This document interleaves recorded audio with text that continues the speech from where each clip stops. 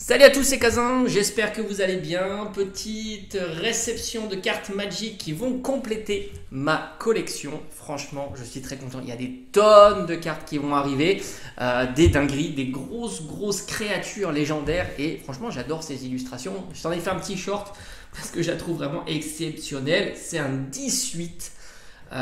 C'est Grotama qui dévore tout. L'illustration est juste incroyable. Mais c'est ce que j'aime en fait dans les cartes Magic. C'est les illustrations qui sont utilisées. C'est très fin. Tu as énormément de détails. Alors, ce que j'ai hâte de voir arriver, c'est de la texturation. Franchement, j'espère qu'un jour ça va arriver.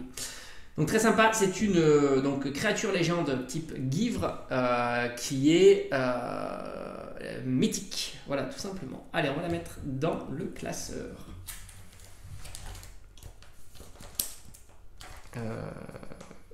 Ouais, c'est bon. Allez, on continue. Alors, celle-ci, je l'avais mise de côté parce qu'elle est double face. Je ne savais pas que ça existait. Comme ça, je vais te le montrer. Ici, le Blex. Très marrante, celle-ci. Hop, recto et verso. Voilà, je ne savais pas. Je l'ai vu en l'arrangeant. Regarde-moi ce titan. Magnifique. Titan de la fournaise. C'est un 6-6 créature titan. Enfin, créature géant. Le titan de la fournaise gagne +1/+0 jusqu'à la fin du tour. Ok, bon. Franchement, très sympa.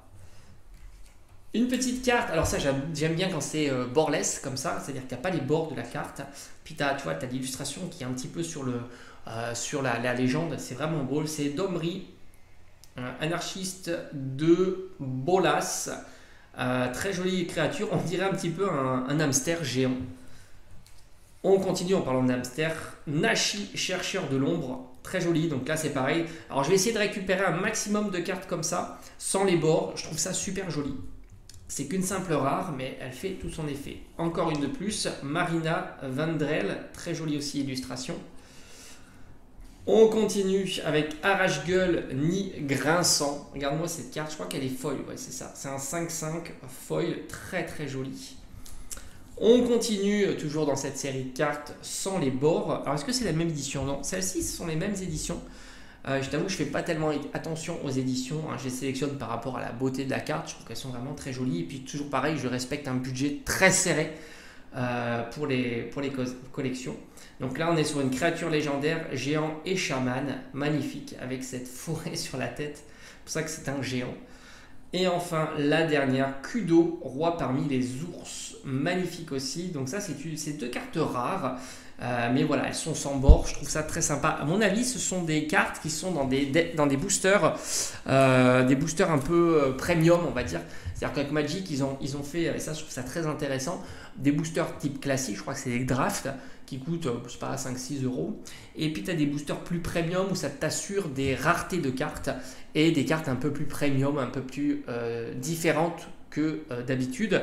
Et les boosters sont entre 10, 15, 20, 30 euros. Voilà, les boosters sont plus chers, mais en même temps, tu es récompensé lorsque tu as ce type de booster et ça fait ultra plaisir. Et bien mine de rien, la collection avance petit à petit. Je vais recevoir pas mal de créatures. Je me focalise un peu sur les créatures avec des grosses stats, tu vois, des 8, 10 et ainsi de suite. Et puis certaines que j'ai eues, qui était sorti lorsque j'étais un petit peu plus jeune. Bref, on se donne rendez-vous dans pas très longtemps sur les Magic. Ciao, à bientôt.